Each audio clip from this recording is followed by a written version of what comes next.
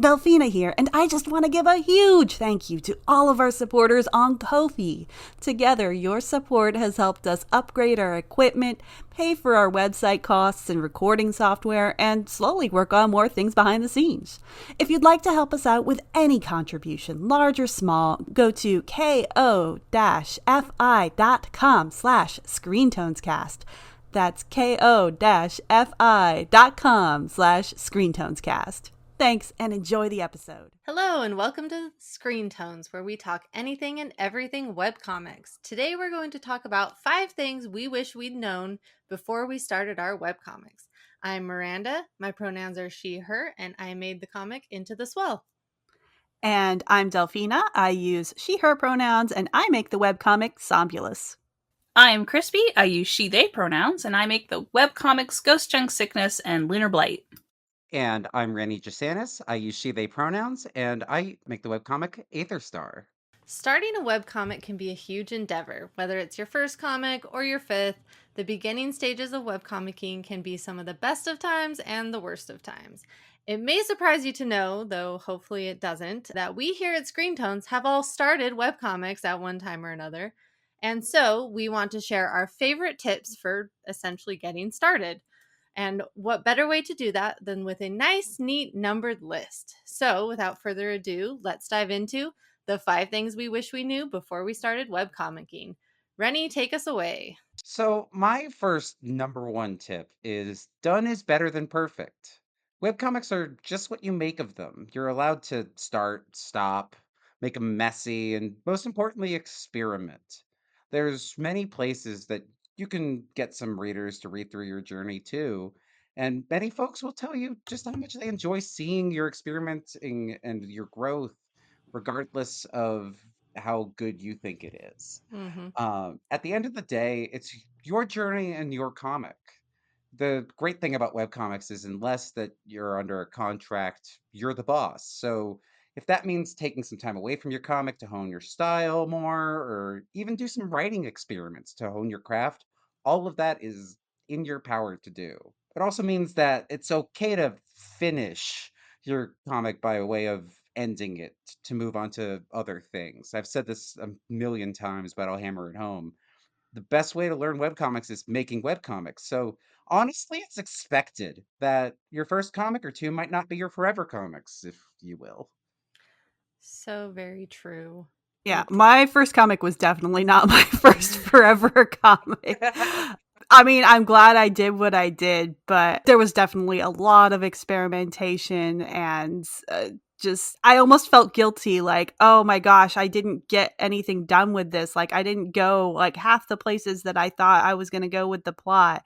And letting go of that guilt was so important for me. You really do have to reframe it for yourself, because then you can move on if that's what you need to do. And I feel like the thing that makes it, like, if you think about, okay, my comic is over, and you feel the sense of relief, it's like, oh yeah, that needed to happen. That actually does need to happen. Is like the regret is like, oh well, maybe I should keep going and find a way to make it work. Hmm.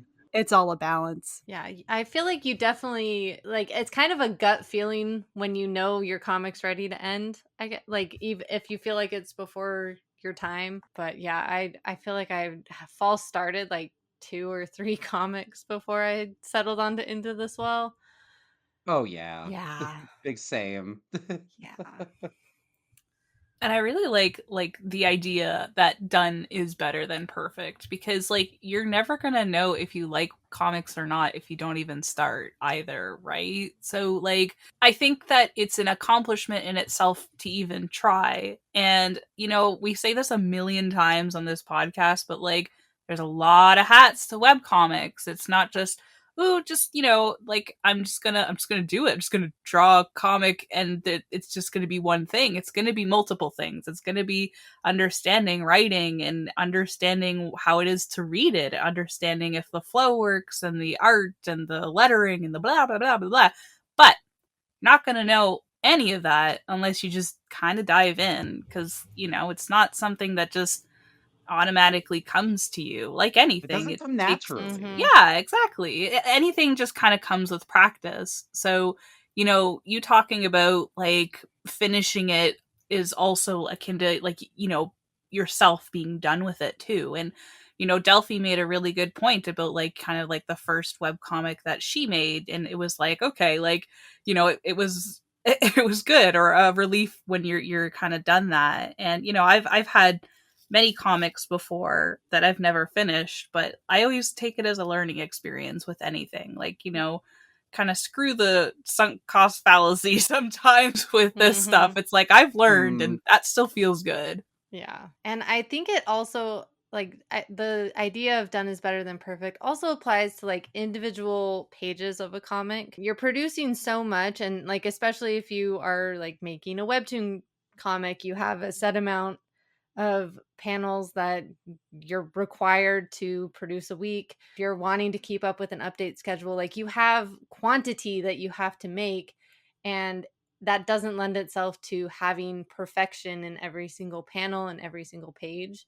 Sometimes you just have to get it done and know that people are going to be looking at this panel for probably under 30 seconds, and so done gets it out there and lets you keep going instead of getting kind of stuck on a page or stuck on a scene or anything like that. And speaking of that, that brings it to my what I wish I knew before starting webcomics is you don't need professional skills. You don't need to go to art school. You don't need to have been drawing since you were 2 to make a webcomic. They are for everyone at any stage of your life. So don't let the high expectations of, like, you see all these amazing webcomics out there. Don't let the high expectations bar you from entering and creating what you want. Speaking as someone who picked up drawing in my late 20s, and I decided to do that by making a webcomic, it's very intimidating seeing the art of other people who have been doing this for years and years or have an art related career. So they're fantastic artists. It's intimidating, but it shouldn't stop you from putting your work out there. Obviously, you won't be able to compare your art quality with someone who's been doing it for 20 plus years, but that doesn't mean your story is any less valuable and less deserving of being told. So get it out there, and I can say from experience that a great way to improve your art is by making a webcomic. I really love this point because like I see that is like a fear in a lot of the community that I go into, that people feel like they have to be a certain like skill set to go into something, because I mean webcomics are daunting when you're seeing all of these like high quality things go and just kind of be in the front and center. But you know, I think it's important to let everybody know that want to try webcomics, that feel like they can't, that they can and they should. Like, it's a tool to learn. And also we live in a really cool kind of moment in time right now where there's a lot of accessibility from learning tools, learning to draw and stuff like that online. Like, not to sound like a boomer or an old person, but you know, back in my day, we like, know we you're had ancient, the... Crispy. It's okay. Back in my day. Back in my day, we had the how to draw manga thing that was done by like some random North American person that was clearly not knowing what manga is. And you know, that's the things that I had to reference and stuff. Or like one of my favorite things was to take video game manuals and try to like trace or like draw from them and stuff. And it's just like, those are the tools that we had. And like, you know, you could still go and try to get other things, but like, you know, to Miranda's point, like you don't need the to go to art school to do this. You don't need to be a professional to start doing any of this. Like, you know, you do have this really cool opportunity with what we have right now to kind of just go out and try. And I really encourage people to do that. I think there's a like disconnect too for me, because I didn't always understand what art school was, and I didn't understand what kinds of classes you could take there. Like, I do know there are some programs that will teach you sequential art specifically for certain things. But even then, like, you're not necessarily learning web comics in those kinds of programs. You're still having to figure out a lot of stuff by yourself that you won't figure out until you actually start a web comic. And back to the hats point, we wear a lot of hats that they're like no school is going to teach you.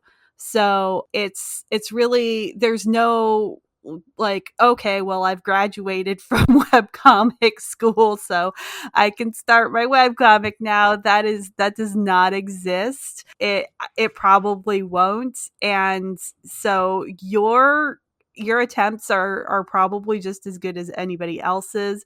And even if you're struggling with something like anatomy or rendering, like, there's still a lot to be said for knowing how to panel clearly, knowing how to, put your text bubbles in a way that are clear and can be read in order and stuff like that.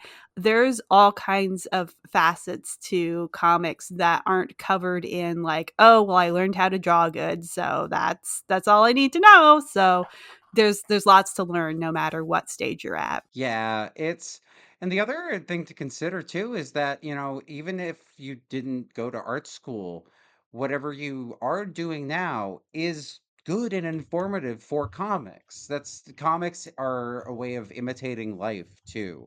So even if you're doing your own thing, that is able to support your comics too. So I wouldn't even discount, like, I know for me, I went to school for engineering, and I don't think I would be able to do comics if I didn't have a full-time job that allowed me to really pursue them to the best of my abilities. Big same. So just make sure you aren't discounting yourself for that too. Crispy, tell us your first tip. My first tip.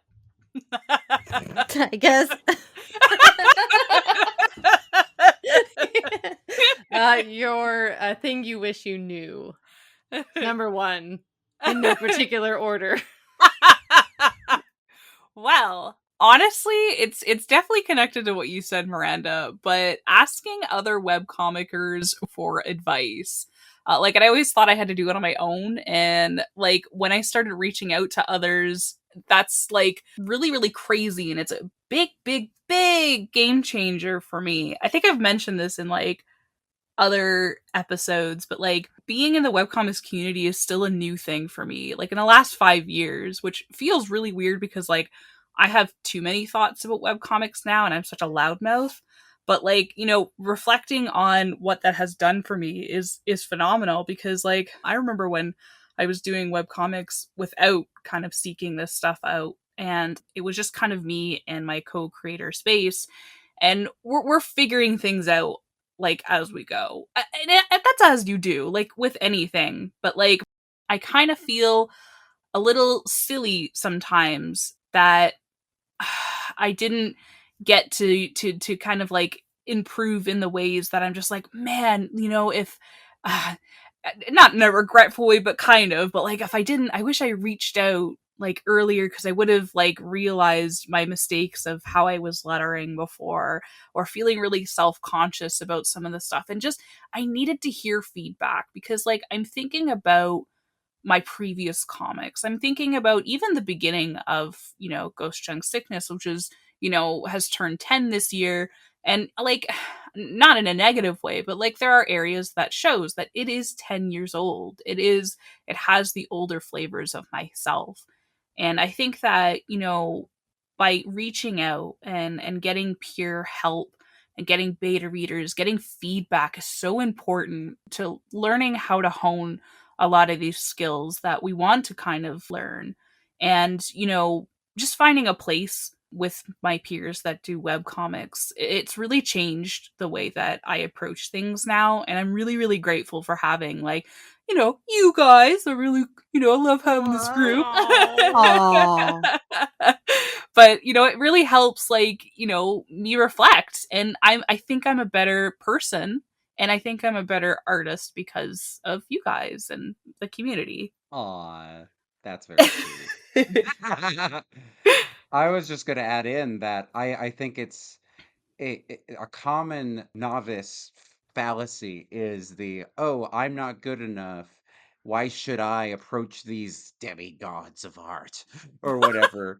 Whatever it's this false deification, if you will, where it's these Yeah. artists are put on such a pedestal that they're unapproachable when most every artist has been where you are, no matter where you are on the journey.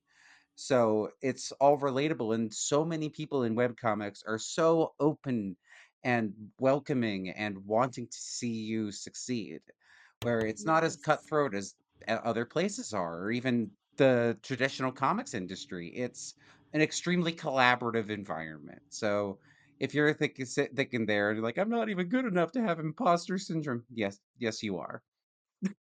You're having it right now. If you're thinking No. those thoughts. Oh my gosh. I'm glad you said cutthroat though, because I definitely came into it with the mentality that like capitalism instilled into me, like, I have to be the best. I have to show my worth and I have to like, really like these are my competition. Like nobody in webcomics is your competition. First of all, they're all free. We're not competing for money. We're like maybe a little bit for time, but even that, I just know too many people who are reading so many comics. And I feel too when you approach it from that angle, then you're not really in a place where you can take other people's advice or outside views of your comic, because we do get a little bit of blinders when we know our characters and we know our story and we're putting it on like the paper, but other people aren't picking up what we're putting down. So having that outside readership or people who both can read and get what you're trying to do and have had experience like, oh yeah, I've done a scene like that, here, like this is what I did, or here's some other comics that you can look at to see how they approached it. I mean, there's a lot of different ways to approach any kind of challenge, and you're never going to hear them unless like you're open to taking that advice and really working it into your system. And another thing that I find kind of like validating is like this is going to sound a little weird, but I'm going to go for it. Is that like hearing other people struggle and I'm like, "Oh good. We're all struggling." Yes, you're struggling. It kind of humbles me because I'm just like, "Oh, okay, like, this wasn't something like Rennie said, like them almost feeling like some like god form when they have such an amazing webcomic or work or whatever.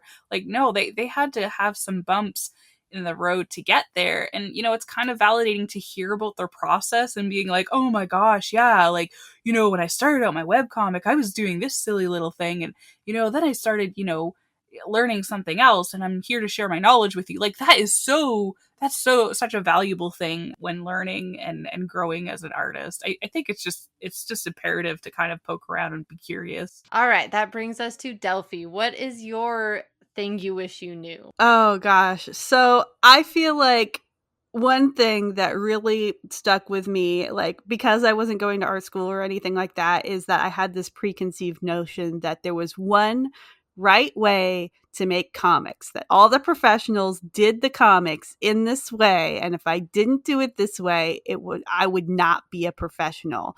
But the thing I want to tell everybody is you do not have to stick to doing things one way. You don't even have to there is no professional way. And furthermore, your process can actually change while you create it. And that is completely okay. My journey was I started making comics in my sketchbook with, I would use pencils and markers that were stolen from my mom's work. And then I went to school for graphic design.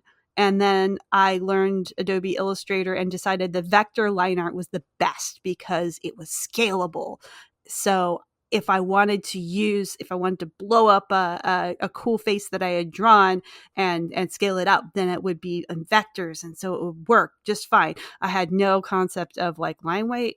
That was a later discovery. But for a while I was tracing my pencils with my mouse and pen tool. I did that too. Oh my god. It was pain. It was It so much was. pain. Oh my god. Yeah, and I think I eventually realized that because I didn't get very far. So I tried physical screen tones for like half of a single page, and when I was done, like I looked like I had rolled in bits of screen tone because they're little sticky adhesive things, and so I was just kind of this mess. I'm like, nope, that's not the way either. Hey, I That's kind an of amazing picture. it was so bad. I cannot relate to you how much of a mess I can make with physical screen tones because you cut little slivers off when you're trying to shape the things with your X-Acto knife, and they would just get stuck everywhere in my hair, on my clothes.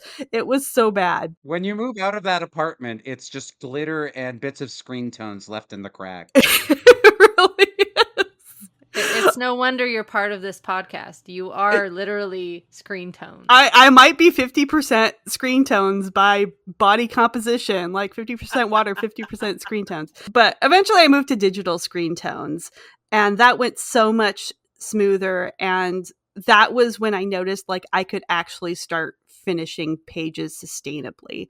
I had my story and my ideas, and I was actually moving forward with them and not getting stalled out. So that was when, aha, okay, this works. I can work with this. I was working. I was always intending to move to color. If you look at the first pages of Somnambulist, they are in black and white, and they do have the screen tone texture. And that was the easiest thing for me at the time because I was still building up my stamina. But once I was ready, I found a good plot point to kind of Wizard of Oz myself into color.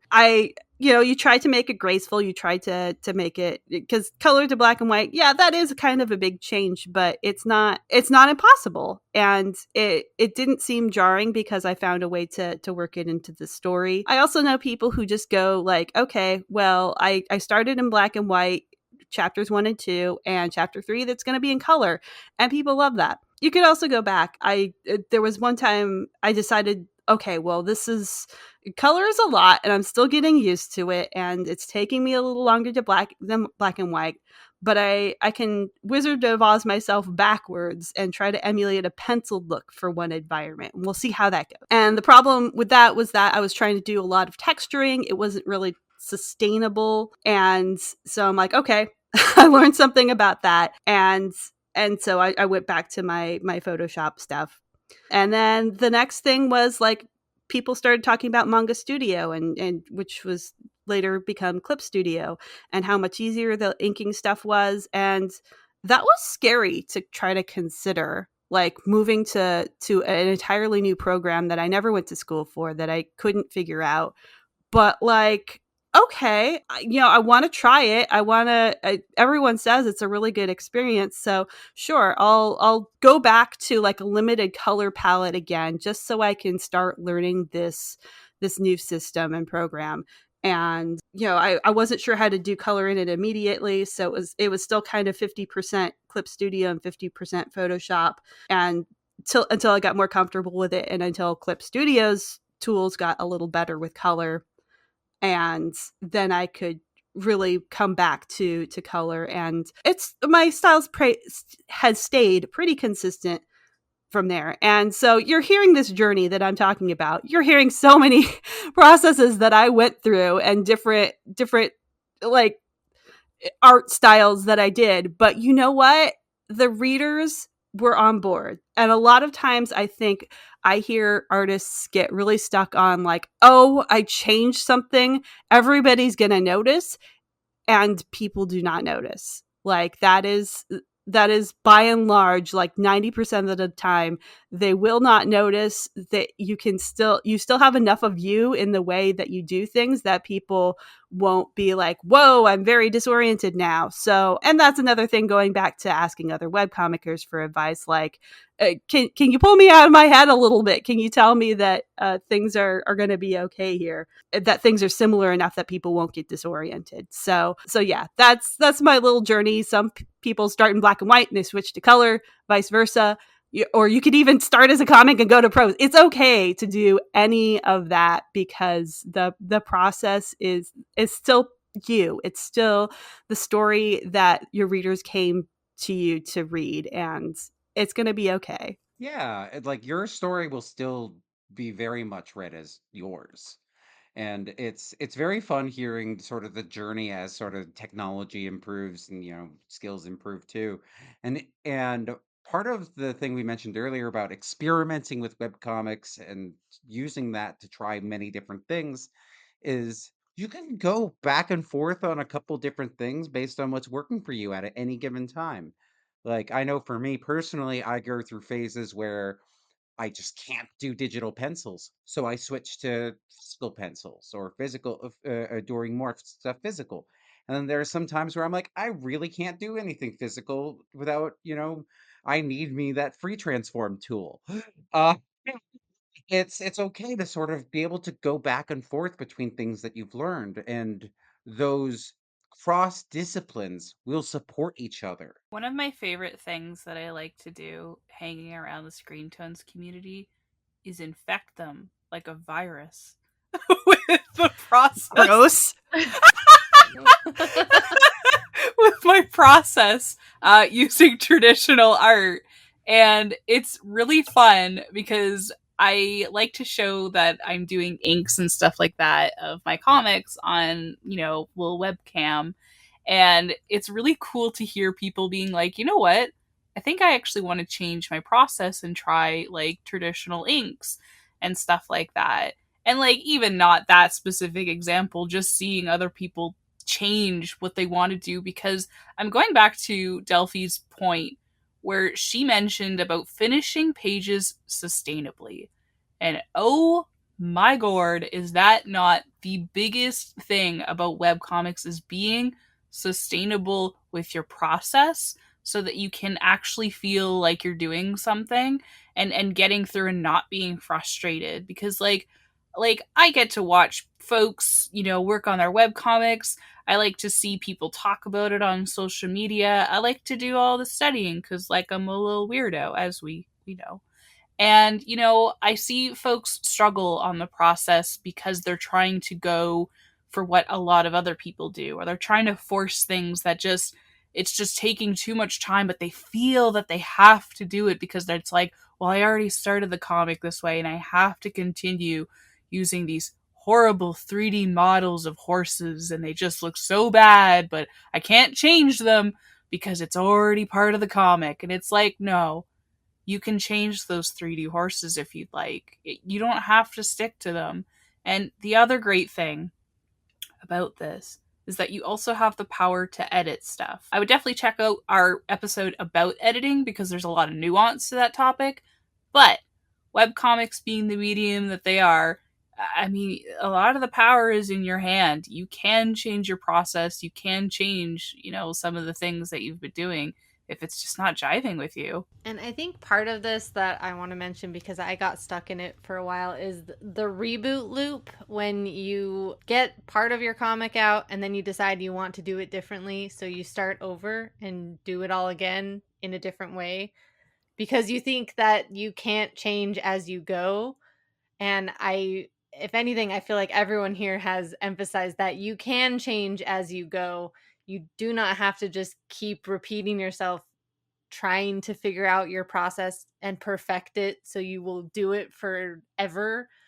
Don't feel like you have to do that. Like, embrace change and like keep moving forward, because it's okay. It's okay to have things change as you go. But with that, we come to number 5. And Yeah, number 5, don't make a webcomic. No. Make a webcomic. Don't make listen to Remy. webcomics. But as you may have noticed, there are only 4 of us here. So for number 5, we would like to hear from you, all of our listeners. What is something you wish you knew before you started your webcomic adventure? What is something you have questions about before starting your webcomic? Maybe someone else has an answer for it. We'd love to hear from you. Share your thoughts with us, and we're hoping to put them into a follow-up episode of what our listeners wish they knew before they started webcomics, because I we know can't you guys wait. have amazing advice and we want to hear it. And also, maybe we can't count, but You don't have to count to make a webcomic. You do have to count to 4. At least. That's I guess that's the minimum. Oh God. We got it. Okay, cool. Send those comments to Blue Sky. You can share them on our Tumblr with us, tag us. We have a Discord community that we would love to hear your thoughts on. And we'll have a Spotify poll that you can put an answer in on Spotify. We'll keep an eye out for all of these responses. Share with us. We want to hear from you. And with that wraps up our episode with a barbecue chicken wrap. Thank you so much for listening. I'm your host, Miranda, and you can check out my work at mirandacakes.art. And I have been Delphina, and you can find my comic Zombulus at zombulus.com. I'm Crispy, and you can find my work at ghostjunksickness.com and looterblight.com. And I've been Rennie, and you can find my work at aetherstarcomic.com. All right. I'm glad Now we have to can learn how to slappers. count. Oh. We're going to go to school to learn how to count. Yeah, we're going to get to 5 one of these days, I swear. I don't want to go to 5. That's a scary number. It's pointy. But the number of the count shall be 3. No more or less. Thank you for listening to Screen Tones, a webcomic podcast. We are supported in part by the fantastic folks at Hiveworks, home of many amazing independent webcomics. Check out their store at hivemill.com to find ebooks and print books of many fine Hiveworks titles. We're also supported by, well, listeners like you over on Ko-fi. Drop us a few bucks if you enjoy what we do and want to help us continue talking about anything and everything webcomics. And don't forget to give us a follow on Blue Sky and Tumblr so you don't miss an episode. You can find links to all of those at screentonescast.com. Thanks for listening, and we'll see you next time.